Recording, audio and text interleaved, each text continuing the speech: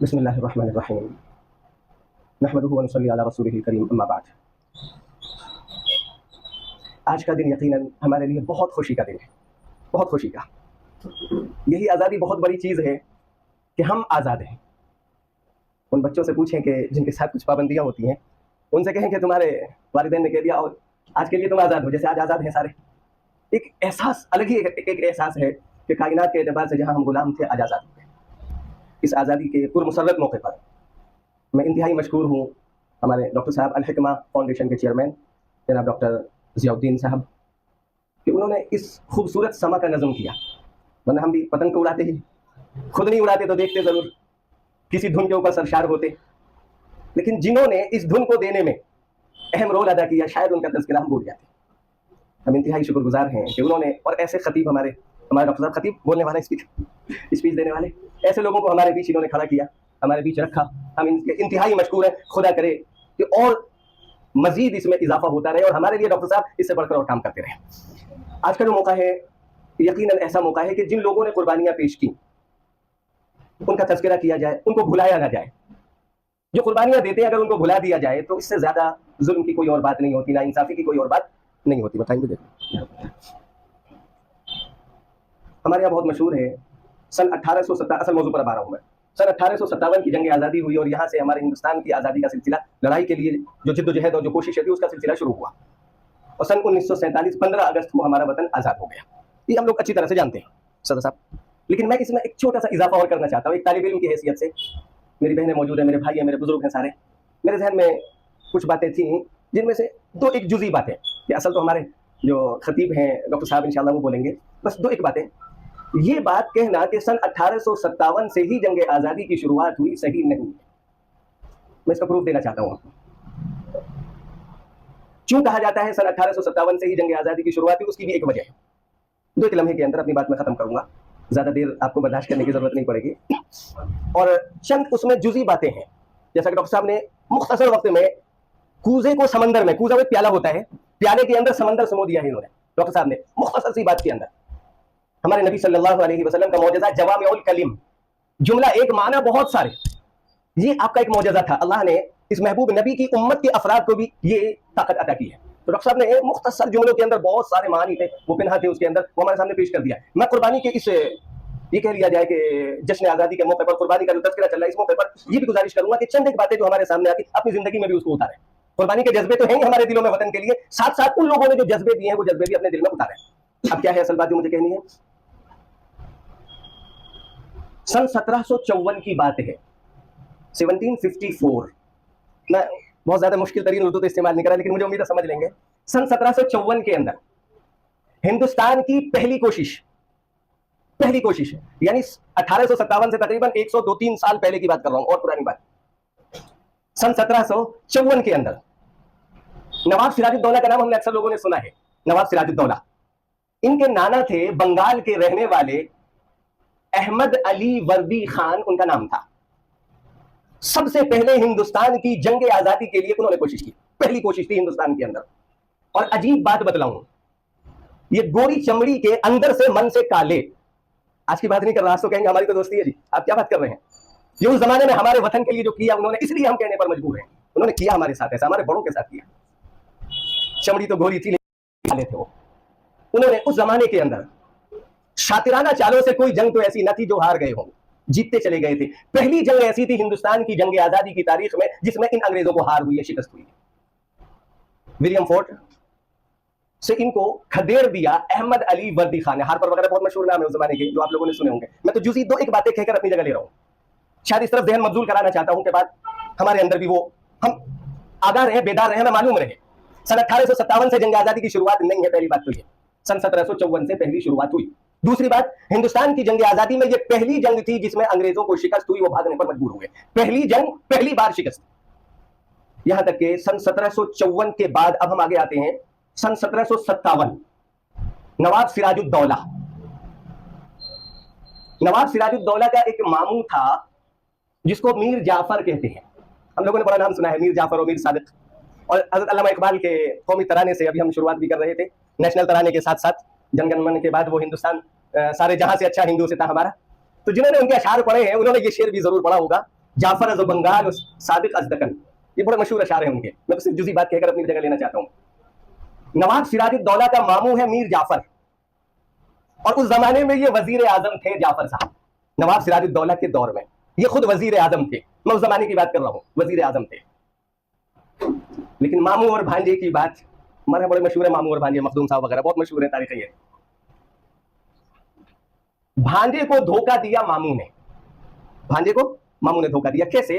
अंग्रेजी शातिराना चाल मैं यहां से दिखाना चाहता हूं। तकरीबन 1.25 लाख फौज नवाब सिराजुद्दौला की तरफ से, 1.25 लाख। अंग्रेजों की फौज कुल 13,000, कुल 13,000। ये एक ऐसी जंग है जो बगैर लड़ाई के जंग जीत ली गई। अंग्रेजों ने जीत ली जंग बगैर लड़ाई, और नवाब सिराजुद्दौला को शहीद कर दिया गया। अंग्रेजों की शातिराना चाल क्या थी? मीर जाफर के जरिए से फौज के जितने बड़े बड़े ओहदेदारान थे उनको खरीद लिया गया। ये खरीदने बेचने का तो चल ही रहा है ना सिलसिला, आज भी हम लोग जानते हैं। ये तो सिलसिला है, एक शुरू से इंसानी फितरत है, लालच पर उसे जिधर चाहे मोड़ लिया गया, खरीदने बेचने का सिलसिला। मीर जाफर, यहां तक कि सन 1757 के अंदर पिलासी के मैदान में नवाब सिराजुद्दौला को शहीद कर दिया गया। मुख्तसर लम्हे की बात कर रहा हूं। सन 1762 में लड़ाई हुई, सन 1763, 1857 अभी बहुत बाद है, मैं कितनी चीजें आपको दिखा रहा हूं। सन 1762 में जंग आजादी की लड़ाई हुई, 63 में हुई, 64 में हुई, और बहुत मशहूर युद्ध उस जमाने के एतबार से बक्सर की जंग। भूल गए हम लोग। अक्सर बड़ों से पूछे ना कि बक्सर की जंग जानते हो? नहीं पता बक्सर में कभी जंग हुई है क्या? मुंगेर की मशहूर जंग, दखना नाना युद्ध जिसको बोलते, भूल गए। ये सिलसिला चलता रहा, यहां तक कि पहली जो शुरुआत हुई थी नवाब सिराजुद्दौला के नाना अहमद अली वर्दी खान से जो सिलसिला शुरू हुआ, सन 1799 के अंदर आकर एक अजीब मार्का हुआ। हैदर अली खान के बेटे फतेह अली खान, टीपू सुल्तान हम कहते हैं, हजरत टीपू सुल्तान, हैदर अली खान, टीपू सुल्तान शहीद। 4 बड़ी जंगें इन्होंने लड़ी, और सन 1799 के अंदर श्रीरंगापट्टनम में इनको शहीद कर दिया गया। सन 1799 में बड़ी जंगें 4 हैं। आप कहेंगे जी कौन कौन सी? एक तफसील है, मैं अपने डॉक्टर साहब को सुनना, हमारे असल मेहमान यही है। मैं तो सिर्फ एक मुनासिबत लाना चाह रहा हूं बस कि हम इनकी बातें और अच्छे से सुन पाए, सुनना इन्हीं को है। और क्या रोग दिया था रब ने, जो हिंदुस्तान के लिए लड़े, उनका क्या रोग था? 3 दिन तक हजरत टीपू सुल्तान की नाश यूं ही रखी रही। अंग्रेजों की गोरी चमड़े वालों की हिम्मत न हुई कि वो आगे बढ़कर देख सकते कि वाकई उनकी शहादत हुई भी, यानी जान है या नहीं। 3 दिन के बाद आगे बढ़ते और झंडा गाड़ कर, अपना झंडा सीने पर लहराकर कहते हैं आज से हिंदुस्तान हमारा हुआ। क्या रोग था? 3 दिन तक वो अंग्रेज करीब न जा सके। हमें याद है वो चीजें, श्रीरंगापट्टनम के अंदर कैसा मार्का हुआ हमें याद है। सन 1803 में, अब जरा सा आगे बढ़ते हैं, सन 1803 में सही मानों में जो इस मुल्क को सारे मिलकर शरीक हुए, एक हवा चली, जंग आजादी की एक लहर, एक चिंगारियां आई सीनों में, हमारे देश को कब्जा कर लिया गया। आए तो थे तिजारत करने ना, आहिस्ता आहिस्ता उन्होंने कलकत्ते से शुरुआत करके बंगाल और फिर बढ़ते चले गए। सन 1803 में हमारे यहाँ बड़ा काबिल कदर नाम है हज़रत शाह वलीउल्लाह मुहद्दिस देहलवी रहमतुल्लाह अलैह का, उनके चिंगारी लगी थी, मेरे वतन के साथ क्या हो रहा है ये। उसी तरबियत के परवरदा थे हज़रत शाह अब्दुल अजीज मुहद्दिस देहलवी रहमतुल्लाह अलैह। यहाँ दिल्ली शहर के अंदर वो बैठकर पढ़ाते, अरविंद हॉस्पिटल के पीछे जो मेहदियों हैं, मेहदिया कब्रिस्तान, यहाँ पर आराम कर रहे हैं वो। हज़रत शाह अब्दुल अजीज मुहद्दिस देहलवी रहमतुल्लाह अलैह जोर कलम रखते थे, जोर बयान भी और जोर कलम भी, लिखने में भी फन में माहिर थे और बोलने में भी। हमारा एक बड़ी मशहूर चीज चलती है ना जी, इसमें फतवा ले लो। किसी भी शख्स से कोई बात पूछ लीजिए, फला ने फतवा दे दिया, उसको हम फतवे का नाम दे देते। तो एक बेचारा जा रहा है ना वो हज के ऊपर, तो जी फला ने ये फतवा दिया, फला ने फतवा दिया। किसने पूछा है कि जी आप फतवा दो? किसी ने कोई बात कह दी, मीडिया ने उसको चला दी, फतवा आ गया फला जगह से। फतवा वो नहीं होता, ये है फतवा जिसको मैं आप दिखाना चाह रहा हूँ। सन 1803 के अंदर शाह अब्दुल अजीज, डॉक्टर साहब मुझे इशारा कर दीजिएगा कैसे है अभी। हज़रत शाह अब्दुल अजीज मुहद्दिस देहलवी रहमतुल्लाह अलैह ने एक तहरीर लिखी, हमारा मुल्क गुलाम हो गया है, हर शख्स की जिम्मेदारी है अपने मुल्क को आजाद कराए। हमारा ईमान ही है, हमारे वतन के ऊपर कोई मैली नजरों से देखेगा, हम उसकी नजरें सलामत नहीं रहने देंगे। कोई कदम बढ़ाने की कोशिश करेगा, उसकी टांगें तोड़ डालेंगे। ये हमारा ईमान हमें सिखाता है। हज़रत शाह अब्दुल अजीज मुहद्दिस देहलवी रहमतुल्लाह अलैह ने सन 1803 में एक तहरीर लिखी, हर शख्स को इसको आजाद कराने के लिए जिम्मेदार बनकर आगे बढ़ना चाहिए, जिसको हम जिहाद बोलते हैं। ये है जिहाद अपने वतन को बचाने के लिए। ये था पहला फतवा सन 1803 के अंदर। और फिर पूरे हिंदुस्तान में चिंगारी बढ़ गई, हर शख्स के सीने में ज्वालामुखी की तरह आग भड़कने लगी, मेरा वतन कैसे आजाद हो। उलमाए किराम की एक बड़ी तादाद, जिन्हें आप कहते हैं ना कुछ नहीं करते बैठे रहते, इनकी एक बहुत बड़ी तादाद उलमाए किराम की आगे बढ़ी। और एक लम्हे की बात कर रहा हूं, इस हवाले से सादिकपुर का नाम आपने सुना होगा, ये पटना सिटी जो है, ये पटना के पास में सादिकपुर। सिर्फ एक लम्हे की बात कर रहा हूँ, एक जुज दिखाना चाह रहा हूँ। जी जी जी जी, बस मैं तो एक जुज बता दूं बगैर किसी डिटेल के। डॉक्टर साहब ने पूरी तफसील बता दी आपको। सादिकपुर का नाम यकीनन जंग आजादी के ताल्लुक से जिन्होंने मुताला किया उन्होंने सुना ही है यकीनन। उलमा किराम की एक पूरी बस्ती थी वहां पर, उलमा सादिकपुर के नाम से वो पूरा इलाका था। हालात उनके सीनों में भी चूंकि चिंगारी थी, वो चाहते थे किसी तरह हमारा वतन आजाद हो, लेकिन हालात वही जो मैंने शुरू में बताया ना, अहमद अली वर्दी खान के टाइम में जो पहली हार हुई थी, आगे ये जीतते चले गए। यहां भी वही हुआ, ये गोरी चमड़ी वाले जीत गए। इन्होंने काबू पा लिया उलमाए सादिकपुर की पूरी बस्ती पर, काबू पा लिया। और फिर उन्होंने अपनी नफरत का कैसे इजहार किया, मैं सिर्फ एक जुज़ ये दिखाना चाह रहा हूं असल, अपनी नफरत का इजहार उन्होंने कैसे किया। जितने मकानात थे, बुलडोजर की बात आज हम सुनते हैं ना, हम दिखाते हैं आपको जंग आजादी के मौके पर, जितने मकानात थे सारे मकानात को उन्होंने गिरवा दिया गोरी चमड़ी वालों ने। यहां तक तो बात समझ में आ गई। अब आगे सुने जो असल में बताना चाह रहा हूं। दुनिया की तारीख में पहली बार ऐसा हुआ, गधों से हल चलवाया गया। आप कहेंगे गधों से हल? वो जो मकानात तोड़वाए गए, गोरी चमड़ी वालों की नफरत का हाल देखें। इसी पर उन्होंने बस नहीं किया, बल्कि गधों में हल लगाकर और उन मकानों को रोंदा गया, उनको जलील करने के लिए, अपनी नफरत का इजहार करने के लिए उलमाए सादिकपुर की पूरी बस्ती पर गधों से हल चलवाया गया। सन 1835 की बात कर रहा हूं। ये सिलसिला इसी तरह से चलता रहा। अब हम असल मेहमान को सुनना चाहेंगे, आखिरी मरहले पर आते हैं। सन 1857 ही क्यों मशहूर है? तो अक्सर बहुत सी बातों का भी जवाब दे रहे थे, क्यों? मैं एक ये कह लिया जाए जूसी बात दिखाना चाहता हूं, वरना तो हमारे खतीब हज़रात कहेंगे असल बात तो वो करें। एक जूसी बात, सन 1857 के अंदर दिल्ली शहर में जहां हम रहते हैं, बहुत बड़ा मार्का हुआ था। बंगाल से वो मार्का चला था, मेरठ आया। सिर्फ एक लम्हे की बात बगैर कोई तफसील की है, वो सिर्फ चूंकि ये जंग आजादी का मौजू ऐसा है, एक चीज पर बोलना चाहे तो बहुत बड़ी बात, बहुत वक्त चाहिए। ये बंगाल से सिलसिला चला, मेरठ आया, मेरठ के बाद दिल्ली के अंदर सन 1857 की बात अब हम करते हैं।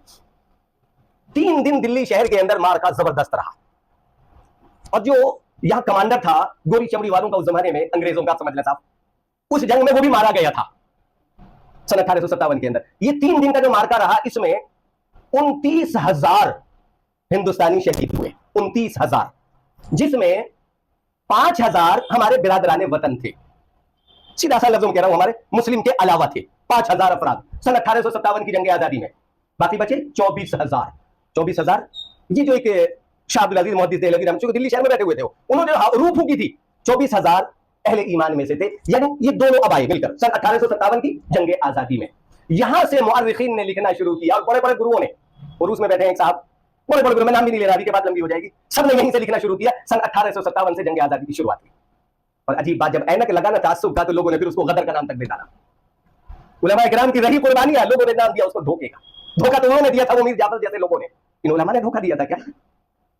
थॉमसन कहता है कि अंग्रेज मुअर्रिख है, मैं दिल्ली चांदनी चौक लाल किले के पीछे अपने खेमे में गया, उसका खेमा लगा था, मुझे कुछ मुर्दार की बूसी आई, मैंने देखा अंग्रेज है, गोरा है, भड़कती हुई आग है, उस पर कढ़ाव है, तेल बिल्कुल इस तरीके से पक रहा है तेल।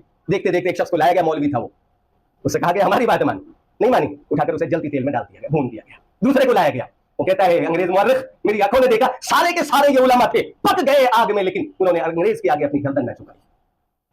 दिल्ली से लेकर मेरठ तक, चांदनी चौक से लेकर मेरठ तक, कोई पेड़ तो ऐसा ना था, कोई पेड़ जिसके ऊपर सूली का, फांसी का फंदा न लटका हो।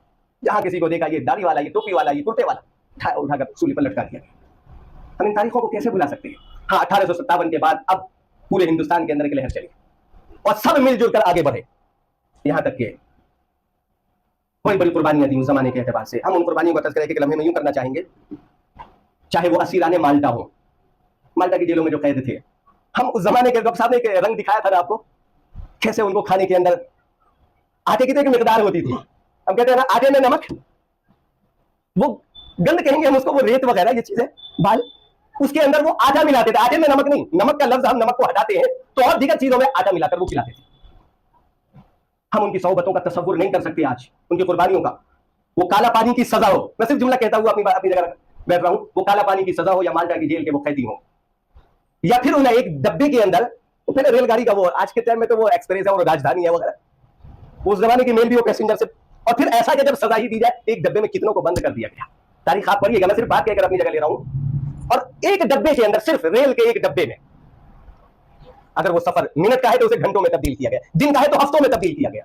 उसी में सब कुछ उनको करना, खाने पानी से आरी रखकर क्या कुछ उनकी नौबत रही होगी, हम तसव्वुर नहीं कर सकते। ठंड के अंदर ठंडा पानी दिया जाए उनको, वो मुंह धोने के लिए, वो वुजू। हजरत मौलाना मदनी रहमतुल्लाह अलैह तहज्जुद के पाबंद, तहज्जुद के वक्त में जो पानी मिलता ठंडा पानी, इनके एक शागिर्द थे, मैं कुर्बानियों का भी जिक्र करूं, इनके एक शागिर्द थे, वो अपने पेट पर घंटों यूं लगाकर पानी को रखते कि कुछ उसमें गर्माहट आ जाए और वो वुजू के काबिल हो जाए। वो तारीखें हमारी नजरों से अक्सर महव कर दी गई, भुला दी गई। आज किताबों के अंदर भी वो तारीखें हमें नहीं मिलती, बहुत कम किताबों में बहुत कम मुअर्रिख लिखते हैं, लेकिन खून बहा उस जमाने में और सबने मिलकर बहाया। आगे कहना कि सिर्फ एक तबका ना, जब गुलिस्तान को खून की जरूरत पड़ी सबसे पहले हमारी ही गर्दन कटी। हमने तारीख दिखाई ना, जब गुलिस्तान को खून की जरूरत पड़ी सबसे पहले हमारी ही गर्दन कटी, फिर भी कहते हैं हमसे ये अहले चमन, ये वतन है हमारा तुम्हारा नहीं। तारीख देखकर पता चलेगा कितनी चीजें ऐसी हैं, हम कैसे उसको यकसर अलग कर दें। चाहे वो सारे जहां से अच्छा ये ले ले, जय हिंद ले ले, इनकलाब जिंदाबाद ले ले, इसमें रंग भरना ले ले, ये हमारे सामने है ना। उस सुरैया बेगम का नाम आपने सुना, वो कोई कहने की जरूरत नहीं, ना आबिद हुसैन साहब का नाम लेने की जरूरत है, मुझसे आप जान दे। कहां तक भुला देंगे आप? आज तो खून इतना सस्ता कर दिया गया, मैं सिर्फ एक जुमला कहता हूं, इतना सस्ता कर दिया गया। हाँ ठीक है, सड़कों पर बहाओ खून, लेकिन किसी ने क्या प्यारी बात कही, बहा दो खून सड़कों पर, मगर इतना जरा सोचो, बहा दो खून सड़कों पर, मगर इतना जरा सोचो, वतन जब खून मांगेगा तुम्हारे पास क्या होगा?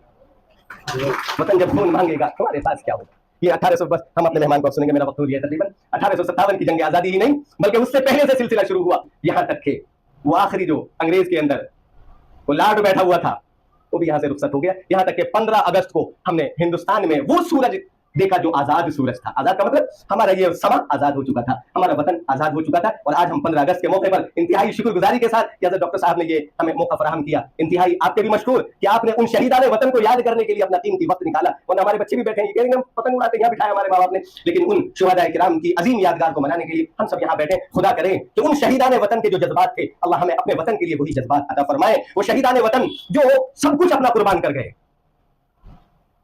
चमन आप अपना लुटा गए कि बहार दीन खुदा रहे।